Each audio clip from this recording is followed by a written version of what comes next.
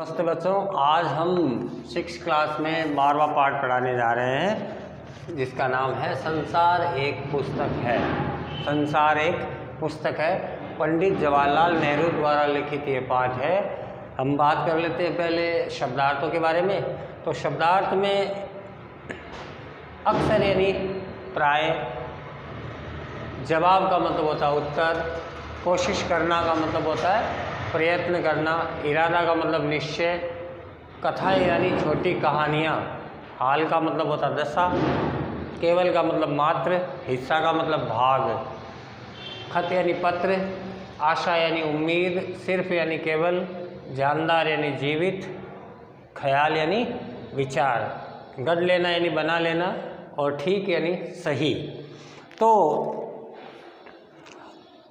पंडित जवाहरलाल नेहरू द्वारा लिखित ये पाठ, जब तुम मेरे साथ रहती हो तो अक्सर मुझसे बहुत सी बातें पूछा करती थी और मैं उनका जवाब देने की कोशिश करता था, लेकिन अब जब तुम मसूरी में हो और मैं इलाहाबाद में हूँ, हम दोनों इस तरह बातचीत नहीं कर सकते। इसलिए मैंने इरादा किया कि कभी कभी मैं तुम्हें इस दुनिया की और उन छोटे बड़े देशों की जो इस दुनिया में है छोटी छोटी कथाएं लिखा करूं। पंडित नेहरू ने इंदिरा गांधी को पत्र लिखा था और नेहरू जी की पुत्री इंदिरा गांधी को संसार के बारे में पत्रों के द्वारा परिचित कराने की बात इस पाठ में कही गई है। तो बच्चों, जब इंदिरा गांधी उनके साथ रहती थी तो उनसे बहुत सी चीज़ें या उनके बारे में पूछा करती थी।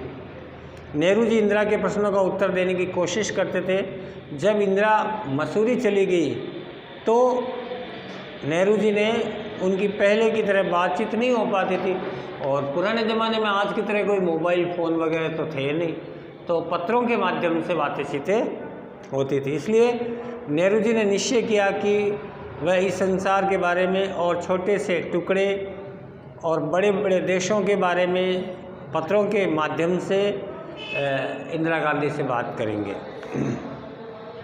उन्होंने हिंदुस्तान और पोलैंड का कुछ हाल इस इतिहास में पढ़ा है, लेकिन इंग्लैंड केवल एक छोटा सा टापू है और हिंदुस्तान जो एक बहुत बड़ा देश है फिर भी दुनिया का एक छोटा सा हिस्सा है। अगर तुम्हें इस दुनिया का कुछ हाल जानने का शौक़ हो तो तुम सब देशों का और उन सब जातियों के बारे में भी जानकारी प्राप्त रखो। ध्यान रहना पड़ेगा, लेकिन उस छोटे से देश का नहीं जिसमें तुम पैदा हुई हो। नेहरू जी ने अपने पत्र में लिखा है कि इतिहास की किताबों में तुमने हिंदुस्तान और इंग्लैंड के बारे में पढ़ा होगा। विश्व के नक्शे में इंग्लैंड एक छोटा सा टापू है और हिंदुस्तान एक बहुत बड़ा देश है, किंतु पूरे विश्व से यदि तुलना की जाए तो ये भी एक छोटा सा भाग है। अगर तुम विश्व की बातें जानने की इच्छा रखती हो तो केवल वहाँ की जानकारी भर से काम नहीं चलेगा जहाँ तुम पैदा हुई हो, बल्कि विश्व के अन्य देशों और वहाँ रहने वाले समुदायों के बारे में भी तुम्हें जानना होगा और ध्यान रखना पड़ेगा कि कौन से क्षेत्र में कौन सी समुदाय रहते हैं, वहाँ का कल्चर क्या है, वहाँ की संस्कृति क्या है। मुझे मालूम है इन छोटे छोटे खतों में बहुत बड़ी बड़ी बातें मैं आपको बतला सकता हूँ, लेकिन मुझे आशा है कि इन छोटी सी बातों को भी तुम बड़े शौक़ से पढ़ोगी और समझोगी कि दुनिया एक है और दूसरे लोग जो इसमें आबाद है हमारे भाई बहन हैं। तुम बड़ी हो जाओगी तो तुम दुनिया और उसके आदमियों का हाल मोटी मोटी किताबों में पढ़ोगी। उसमें तुम्हें जितना आनंद मिलेगा उतना किसी कहानी या उपन्यास में नहीं मिलेगा। ये तो तुम जानती ही हो कि ये धरती लाखों करोड़ों वर्ष पुरानी है और बहुत दिनों तक इसमें कोई आदमी नहीं रहता था। आदमियों से पहले सिर्फ जानवर रहते थे और जानवरों से पहले ये एक ऐसा समय था जब धरती पर कोई जानदार चीज़ थी नहीं। नेहरू जी ने अपनी पुत्री इंदिरा को पत्र के माध्यम से लिखा है कि पत्रों की अपनी सीमा होती है। इसके माध्यम से छोटी छोटी बातें मैं बता सकता हूँ, बहुत विस्तृत बातें मैं तुमको नहीं बता सकता हूँ, लेकिन जब तुम बड़ी हो जाओगी और इतिहास की मोटी मोटी किताबें पढ़ोगी तो तुम्हें ये मालूम चलेगा कि दुनिया के बारे में जानोगी कि इसके बारे में जब नई नई जानकारियाँ बच्चों हम हासिल करते हैं ना तो हमारा मन उत्साहित होता है और आगे और जानकारी प्राप्त करने के लिए कटिबद्ध रहता है और इसमें हमें आनंद भी आता है। जितना तुम्हें बड़े बड़े उपन्यासों में मिलेगा उतना हम पत्र में तो नहीं लिख सकते। पृथ्वी के बारे में कोई जानकारी देते हुए नेहरू जी कहते हैं कि हमारी यह पृथ्वी करोड़ों वर्ष पुरानी है, प्रारंभ में इस पर कोई भी चीज़ नहीं थी, उस समय बाद जानवर पैदा हुए, जानवरों के बाद मनुष्य का अस्तित्व पृथ्वी पर उत्पन्न हुआ। आज जब यह दुनिया हर तरह के जानवरों और आदमियों से भरी हुई है, उस ज़माने का ख्याल करना भी मुश्किल है जहाँ कुछ न था। लेकिन विज्ञान जानने वाले और विद्वानों ने जिन्होंने इस विषय की पुस्तकों को लिखा है, इसके बारे में खूब सोचा है, पढ़ा है। उस समय एक ऐसा समय था जब यह धरती केवल गर्म आग का गोला थी, इसमें कोई जानदार चीज़ें नहीं रहती थी। और अगर हम उनकी किताबें पढ़ें और पहाड़ों और जानवरों की पुरानी हड्डियाँ की ओर देखें तो हमें मालूम ज़रूर होगा कि कोई न कोई समय यहाँ कोई न कोई जानवर रहा होगा। नेहरू जी ने बड़ी बड़ी असंख्य प्रकार की पशुओं और विकसित होने वाली जातियों के बारे में, जानवरों की जातियों के बारे में बताया। जीवन बिताने वाले मनुष्य से भरी पड़ी है, किंतु एक ऐसा समय भी था जब धरती पर कुछ नहीं था। वैज्ञानिकों और विद्वानों ने इस बारे में बहुत सोचा, बहुत पढ़ा। वे बताते हैं कि एक समय धरती बहुत गर्म थी, उस धरती पर कोई भी प्राणी जीवित नहीं रह सकता था। यदि हम इन वैज्ञानिकों और विद्वानों की पुस्तकें पढ़ें और पर्वतों को, जानवरों को, पुरानी हड्डियों को देखें तो पता चलेगा कि धरती पर ऐसा भी समय था। तुम इतिहास की बातों को किताबों में पढ़ सकती हो, लेकिन तुम्हारे ज़माने में तो आदमी पैदा ही न हुआ हो। किताबें कौन, लेकिन पुराने ज़माने में आदमी पैदा ही न हुआ हो, किताबें लिखता कौन? तब हमें उस ज़माने की बात कैसे मालूम हो? यह तो नहीं हो सकता कि हम बैठे बैठे ही हर बात सोच लें। ये बड़े मज़े की बात होगी, क्योंकि हम जो चीज़ चाहते हैं सोच लेते हैं और सुंदर परियों की कहानियाँ गढ़ लेते हैं। लेकिन जो कहानी किसी बात को बिना देखे ही गढ़ ली जाए वह ठीक कैसे हो सकती है? लेकिन खुशी की बात है कि उस पुराने ज़माने की लिखी हुई किताबें न लिखने पर भी कुछ चीज़ें ऐसी हैं जो हमें पुरानी से पुरानी बातें मालूम हो सकती है, और वो भी किताबों के माध्यम से।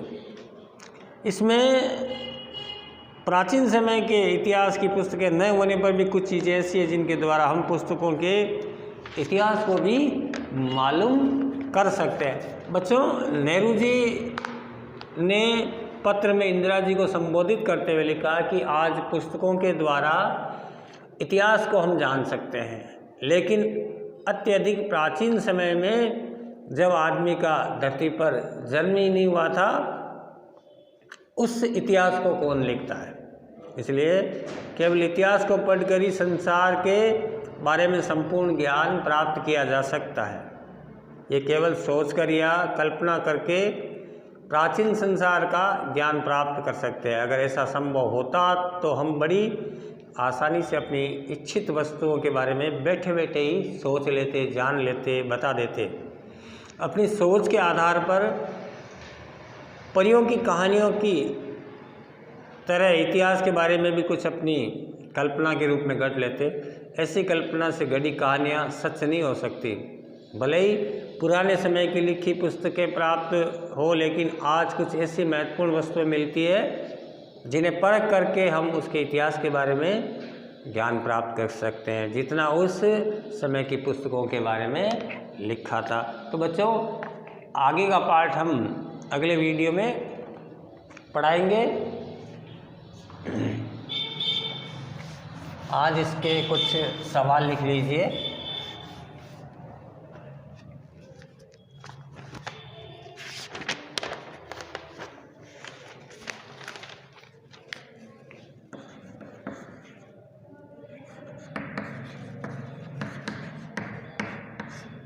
ये पत्र